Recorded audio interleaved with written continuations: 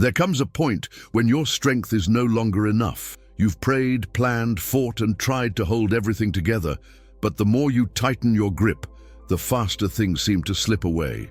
Control, once your shield begins to feel like a chain, and beneath all the noise, a quiet truth begins to whisper, you were never meant to carry this alone. At first you resist. You call it perseverance, determination, faithfulness. But deep down, something aches, a small voice that says, this battle isn't yours anymore. Still, you fight harder, afraid of what surrender might mean. You think surrender is giving up, admitting failure, losing what matters most. But what if surrender isn't the end of strength, but its beginning? Because when everything starts breaking, that's when the divine starts building. When your plans fall apart, it's not punishment, it's permission. Permission for something greater, something freer to take shape. And yet surrender doesn't come easily. The human heart clings to control like breath. We fear what we can't predict. We try to hold the steering wheel even as the road disappears beneath us. But here's the truth. Sometimes God allows the breaking not to destroy you, but to free you. He takes away the illusion of control so that your soul can finally breathe again. And when you finally exhale, that's where surrender begins. In that release, in that sacred letting go, you realize you were never falling apart. You were falling into grace. Resistance is heavy, heavier than grief, heavier than fear. It is the weight of trying to control what was never yours to manage. The soul grows weary under the constant pressure to fix, to hold, to know. And yet, you keep fighting because the mind whispers, if I stop, everything will collapse. But what if it's the opposite? What if the collapse is not destruction but deliverance? Every time you resist what life is trying to teach, you build walls around your own freedom. You block the flow of grace that could heal you, not because God withholds it, but because your hands are too full to receive it. Surrender begins with honesty, the courage to say, I can't do this anymore. It's not weakness, it's wisdom. It's realizing that the one who built the universe doesn't need your supervision to guide your story. It's understanding that rest is not laziness, it's trust in motion. The resistance doesn't vanish in a single prayer. It fades slowly as you begin to loosen your grip on the things that were never meant to define you. The plans, the timelines, the need to understand why. Each one falls away like dry leaves in the wind, and with every release, your soul grows lighter. And when you finally stop fighting against what is, you begin to feel what always was. Peace, not as a feeling, but as a presence. It was there all along, waiting behind the noise of your resistance, waiting for you to surrender, not because you've lost faith, but because you found it again. The moment you stop running from surrender, you realize it's not a fall, it's a return to the hands that have been holding you since the beginning. The hardest part of surrender is trusting that someone will catch you. Your whole life, you've been taught to stand tall, to be strong, to never depend on anyone. But strength without surrender becomes armor, and armor, no matter how shiny, keeps love out. There comes a moment when you must decide whether to keep fighting alone or to fall into the arms of grace. And when you finally let go, something unexpected happens. You don't crash, you don't disappear, you are caught. Not by fate, not by luck, but by the same hands that shaped stars and oceans, hands that have never failed to hold what belongs to them. God's hands do not tremble. They do not drop what they hold. Even when you pull away, even when you doubt, even when you let go of him, he never lets go of you. You are carried through storms you didn't even notice, guided through darkness you didn't understand. Every breath, every heartbeat is a quiet reminder you were never out of reach. Surrender doesn't mean falling into nothing. It means falling into someone. It's the safety of knowing that even when you have no strength left, the divine strength never ends. The same love that carried you through the fire will carry you through the fall. And when you finally rest in those unseen arms, something shifts. The fear that once ruled your heart begins to dissolve. You stop asking, "What if I fail?" and start whispering, "Even if I do, I'm still held." This is the mystery of surrender. You lose your grip, but you gain everything. Because the moment you stop clinging, you discover that you were never falling. You were being carried all along. The storm is not your enemy. It is the classroom where faith learns how to breathe. You pray for peace, and God sends a storm, not to punish you, but to show you that real peace is not found in calm seas. It's found in the stillness that survives the waves. Surrender does not mean you will never face storms again. It means that when they come, you no longer fight the wind. You flow with it. You no longer beg for the waves to stop. You trust that even the waves obey His voice. Because surrender isn't about avoiding chaos, it's about learning to rest inside it. When the winds roar and everything feels uncertain, you may think you've lost direction. But to God, your stillness is worship. Your quiet trust is louder than any plea. He doesn't need you to fix the storm. He just needs you to stay in the boat. Because sometimes the miracle isn't that the sea goes silent, it's that you do. And when you finally stop fighting what's beyond your control, you begin to notice something you never saw before. The lightning that once frightened you reveals beauty in the dark. The thunder that shook you becomes rhythm, not threat. And in that rhythm, you begin to hear the whisper, "Peace, be still." That's when surrender becomes sacred. Not a breaking, but a becoming. You're not being tossed around by life. You're being carried. And the storm, once your enemy, becomes your teacher. Because only in the storm do you learn that the calm was never outside of you. It was inside you all along. Letting go feels like loss at first. It feels like stepping off a ledge with no ground in sight. The mind screams for control, for answers, for closure. But the soul whispers, "Trust." That whisper is small, but it's stronger than the storm ever was. True strength is not holding on. It's releasing what no longer serves your becoming. It's unclenching your fists when everything in you wants to cling. It's allowing the chapter to close without resentment and walking forward even when you don't see the next page. Because the moment you let go, something sacred happens. Space is created, and in that space, the divine begins to move again. You cannot receive what's next while your hands are full of what used to be. You cannot hear the new calling while clinging to the old noise. Letting go is not losing. It's alignment. It's choosing to trust that if something leaves, it's because its season has ended. And when one door closes, it's not rejection, it's redirection. This is the paradox of surrender. The weaker you feel, the stronger you become. Because your power was never meant to come from control.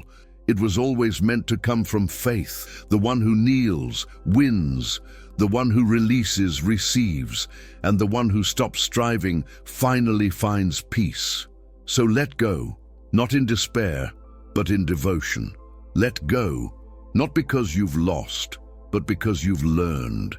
You've learned that what is meant for you will never require you to beg, to fight endlessly, or to break yourself to keep it. What is divine will find its way back effortlessly in its own time. And when you open your hands, you realize they were never empty. They were finally ready. There is a kind of peace that cannot be taught, only lived. It arrives after the battle ends, not because the world has changed, but because you have. The storms that once terrified you no longer hold power. The weight you once carried no longer defines you. And in the quiet that follows surrender, you finally feel it, the peace that passes understanding. This peace doesn't need proof. It doesn't depend on everything going right. It simply is. It flows from a heart that no longer needs to control, from a soul that has learned to trust what it cannot see. The chaos still moves around you, but it no longer moves through you. You stop chasing what you already have. You stop fighting battles that aren't yours. You start noticing beauty in small, ordinary moments. The sound of wind through leaves, the rhythm of your own breath, the light spilling gently across the floor. You realize that peace was never hiding.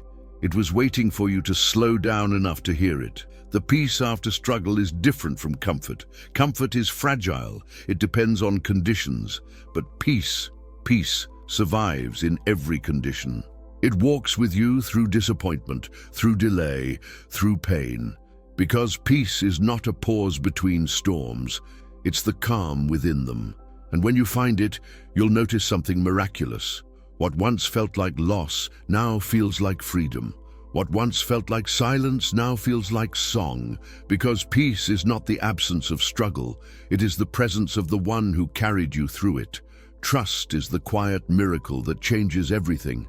It doesn't always change your circumstances, but it changes you, and that changes the way you move through the world. When you begin to trust the unseen, life stops feeling like a series of random events and starts feeling like a sacred story unfolding with purpose. Trust doesn't mean you'll always understand. It means you stop needing to. It means you believe that even the waiting is sacred, that even the silence has direction. It's the kind of faith that doesn't demand a map, only the courage to take one more step. The divine doesn't reveal everything at once because you're not meant to live in certainty. You're meant to live in connection. And trust is that connection. It's the invisible thread between your heart and heaven. When you hold on to it, the unknown stops being terrifying and starts feeling like invitation. You realize that God's timing is not a delay, it's precision. The doors that didn't open weren't rejections, they were protection. The detours weren't mistakes, they were redirections towards something better. When you trust that, anxiety begins to fade. You breathe deeper, you live slower, and for the first time, you stop asking, "Why me?" and start whispering, "Thank you," because trust transforms. It turns fear into peace, questions into gratitude, and waiting into worship. And when you finally see how everything connects, you'll realize the divine never failed you. It was forming you. Faith is not a cage, it's a horizon. It's not about rules or perfection, it's about release. It's the freedom that comes when you stop trying to earn what was always given freely. Faith doesn't chain you to belief, it invites you into trust, even when the path ahead is invisible. When you live by faith, you stop needing to predict tomorrow. You begin to rest in the certainty that whatever happens, you won't face it alone. You stop chasing control, because faith teaches you that you don't need to know the plan to be part of it. It's not blind, it's brave. It's the courage to move even when your sight ends, to love even when it hurts, and to hope even when the world feels dark. The freedom of faith feels like wind, unseen but undeniable. It moves through you, reshaping your fears into trust and your questions into peace. The more you lean on it, the lighter you become. You begin to laugh again, to breathe deeper, to live without the constant burden of worry. You realize that life isn't something to survive, it's something to surrender to. Faith doesn't make the road smooth, it makes you strong enough to walk it.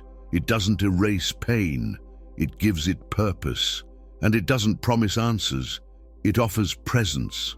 Because once you've tasted true faith, you stop looking for safety and start living for meaning.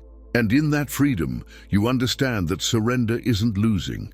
It's finally winning the battle between fear and love. You stand in the light of that revelation, and your heart whispers, "I am free." There is a moment when surrender stops feeling like defeat and starts feeling like peace. It's the moment you realize that control was never safety. It was resistance. And when you finally release it, you begin to see beauty in everything you once feared. Even endings begin to glow with quiet purpose. Surrender doesn't take from you, it gives you back to yourself. It returns your breath, your stillness, your clarity. It turns your prayers from "change this" to "use this." You no longer need to escape the moment. You begin to inhabit it fully. That is the beauty of surrender. It doesn't remove the storm. It reveals who you are within it. There is no desperation left, no grasping, no fight, only flow. Life starts to feel lighter, not because it got easier, but because you stopped dragging what wasn't meant to be carried. The divine no longer feels distant. You feel its rhythm in everything, in the way the air moves, in the way your heart beats, in the way light spills through cracks, and you realize, maybe for the first time, that surrender was never about losing power. It was about returning it to its rightful place. Because in the end, the most beautiful truth is this: you don't need to hold the world together. It already is. You don't need to understand the plan. You only need to stay open to it. So you exhale, you release, you let the current carry you where peace has been waiting all along. And in that soft release, something divine happens. You don't fall apart, you fall into grace. After surrender comes rest, not the kind that sleep gives, but the kind that peace creates. The struggle is over, the striving is gone. You no longer wake up to fight the same invisible battles. You wake up to breathe, to trust, to simply be. Because surrender has taught you that you were never meant to earn love, only to receive it. The sacred rest is not escape, it's alignment. It's living from a place where you no longer chase what's divine because you've realized it's been chasing you all along. The same light that you once begged for now moves effortlessly through you. Your prayers have changed. They've become quieter, deeper, more grateful. You no longer ask for things to go your way. You ask for the strength to walk His way. And with every breath, the noise fades. Your heart beats slower. You begin to feel eternity in every moment, not as something far away, but as something happening now. The divine no longer lives in temples or skies. It lives in your surrender, your silence, your rest. You don't need to strive to prove faith anymore. Living gently has become your prayer. You don't need to rush to the next miracle. Being here is the miracle.